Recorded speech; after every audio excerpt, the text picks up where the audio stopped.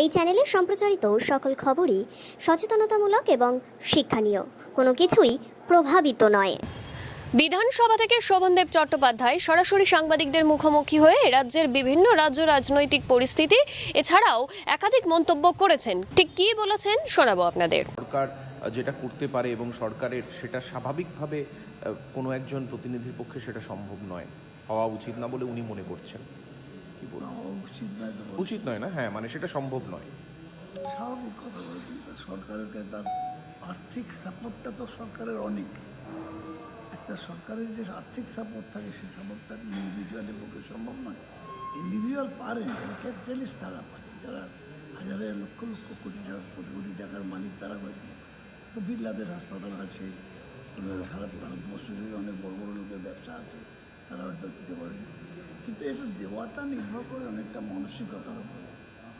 মানসিকতা যেমন going out of the way, Mamata Bandyopadhyay আমাদের রাজ্যের জন্য এমন করে কাজ করছেন, সেই কাজগুলো ইমপ্লিমেন্টিং অথরিটি যারা তারা অনেক ভুল করছে অনেকে হয়তো, কিন্তু এই মানসিকতায় তো কোনো ভুল নেই। মুখ্যমন্ত্রী অনেক কিছু করেছেন এই 12 বছরের 13 বছরের মধ্যে তিনি অনেক কাজ করেছেন, অনেক কাজ করেছেন। রাজ্যের আমূল পরিবর্তন করেছেন, স্বাস্থ্য ব্যবস্থায় আমূল পরিবর্তন করেছেন, কিন্তু সেটা ইমপ্লিমেন্টিং এজেন্সি যারা হাসপাতাল তার সুপারিনটেন্ডেন্ট সে ঠিকমতো কাজ করছে না।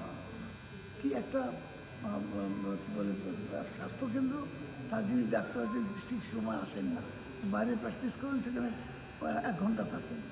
এই যে ঘটনাগুলো ঘটছে এর জন্যই সরকারের গায়ে এসে কাদা ছিলেটা পড়ছে, গায়ে কাদা লাগছে, কিন্তু যিনি করছেন তার মানসিকতা কোনো দুর্বলতা দেখা যাচ্ছে। আপনি গতকালকে সুপারি লেটার দিয়েছেন, আর কি ব্যবস্থা নেওয়া হচ্ছে? মানে আর কি ব্যবস্থার প্রথম স্টেপটা হচ্ছে কারণ দর্শন। সেই কারণ দর্শনের চিঠি আমি দিয়েছি। I will have to wait up to the answer. সেটা আসার পরবর্তীকালে মুখ্যমন্ত্রীর সঙ্গে আলোচনা করব। সিদ্ধান্ত তো তিনি আলটিমেটলি নেবেন, কিন্তু আমি চিঠি দেওয়ার কথা এবং তার উত্তর পেলেই আমি মুখ্যমন্ত্রী যোগাযোগ করব। আপনি পরিষদীয় মন্ত্রী হিসেবে নিয়েছেন নাকি শৃঙ্খলা রক্ষা কমিটির চেয়ারম্যান হিসেবে? সেখানে মানে কিছু জিনিসপত্র ছিল, সেই কারণে বিস্ফোরণটা হয়েছে।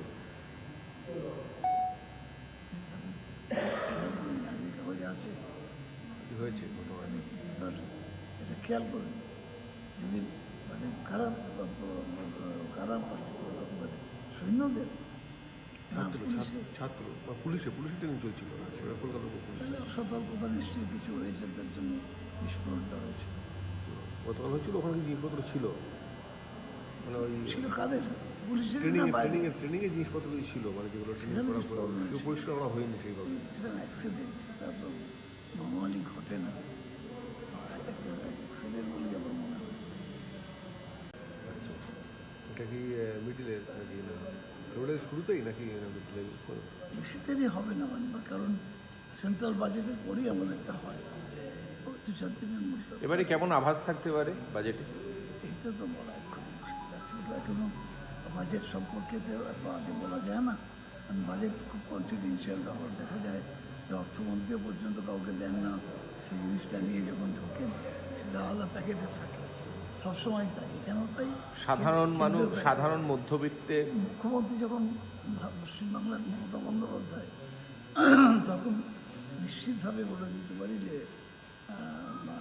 প্রো পিপুল বাজেট হবে, জনমুখী বাজেট হবে। আচ্ছা, আর একটা বিষয় হচ্ছে নারায়ণ গোস্বামী একটা কুৎসিত মন্তব্য করেছে। প্রতিনিধিদের কাছেও তিনি বার্তা দেবেন যে প্রত্যেকে নিজের নিজের জায়গায় এটা করার জন্য, মেডিকেল ক্যাম্প করার জন্য। মেডিকেল ক্যাম্প তো উনি করছেন, কিন্তু একটা সেবাশ্রয় তৈরি করে ফেলেছেন, মানে যেখানে কিনা একটা পারমানেন্ট নেচার অফ যে ধরনের পরিষেবা দিচ্ছেন, এই পরিষেবা দেওয়াটা খুব কঠিন কাজ, একটা খুব কঠিন কাজ। ওর সেই রিসোর্স আছে হয়তো, বা সেই ধরনের লিঙ্ক আছে হয়তো, সেখানে করতে পারছে। এটা খুব কঠিন কাজ। আমরা কি হেলথ চেকআপ করি না? করি, ঘন ঘনই করি, আমার এলাকায় অনেক হয়, আমরা করি সেগুলো।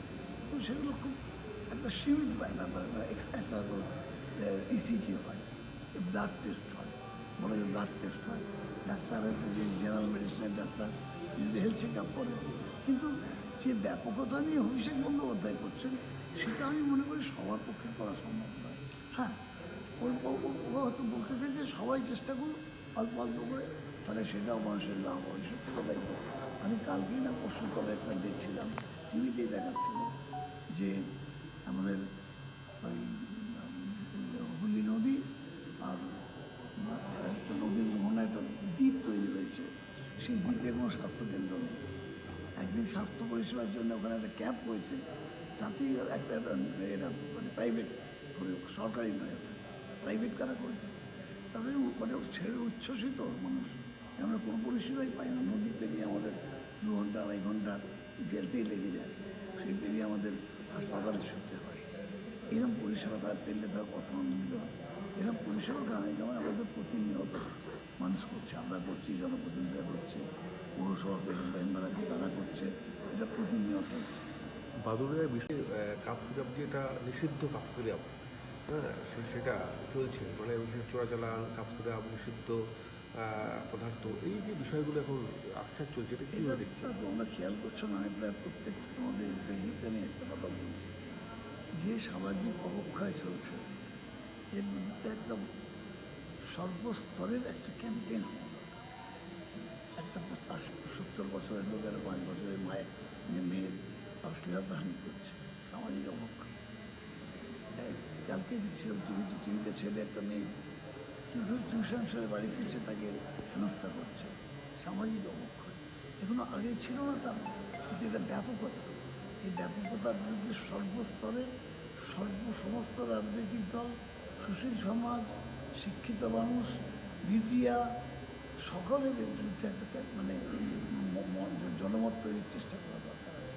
আমাদের প্রত্যেকের ঘরে মা বোন আছে, আমাদের প্রত্যেকের ঘরেতেই আমরা এই সমাজেই থাকি, তাহলে আমিও একক করে পারবো না, কোনো সরকারও একক করে পারবে না। এই অবক্ষয় কি আমার একার রাজ্যে হচ্ছে? বিহার হচ্ছে না, ইউপিতে হচ্ছে না, মহারাষ্ট্র গুজরাটে হচ্ছে না, সর্বত্রই হচ্ছে। এই সামাজিক অবক্ষয়ের বিরুদ্ধে একটা আমাদের, বিশেষ করে পুঁজিবাদী ব্যবস্থা যত বেশি মানে আমাদের সমাজে প্রবেশ করবে, তত কিন্তু এই ধরনের গণ্ডগোল বাড়তে থাকে। কলকাতা